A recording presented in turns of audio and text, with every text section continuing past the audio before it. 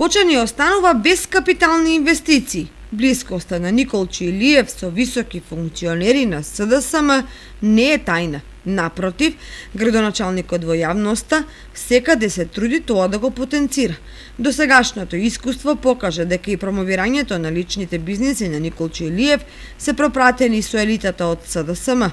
Кочанчани не се наивни и го препознаваат фактот дека централната власт на СДСМ не троши ресурси за крупни проекти кои се од суштинско значење за градот и се важни за функционирањето на општината. Едно време, пред едни избори, ветуваа планини и долини, ама ништо од сето тоа. Ветуваа гасификација, театар, старечки дом, мостови, затворен базен, сообраќајници, патишта, а единствено што направија за градот е еден голем хаос.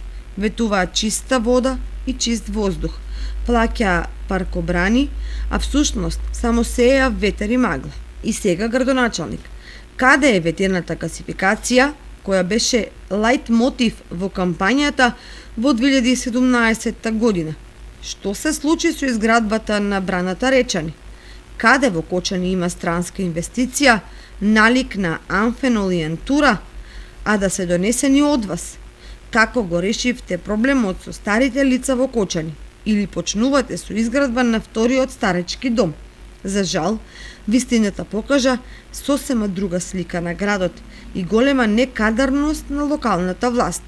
Наративот на Илиев за важни проекти во градот се повеќе смешни, а во облик на кружни текови кои се непрофесионално изведени и пренатрупани во голем број. За изградба на 50 метри улица повикувате министер за транспорт и врски, кој треба да ја потврди лагата дека правите нешто важно за градот Кочани. Наместо прогрес и напредок, вие, господа, го запустивте градот. Затоа, секој глас даден за Николче Илиев е глас даден за Зоран Заев, се вели во соопштението на Општинскиот комитет на ВМРО ДПМН Кочани.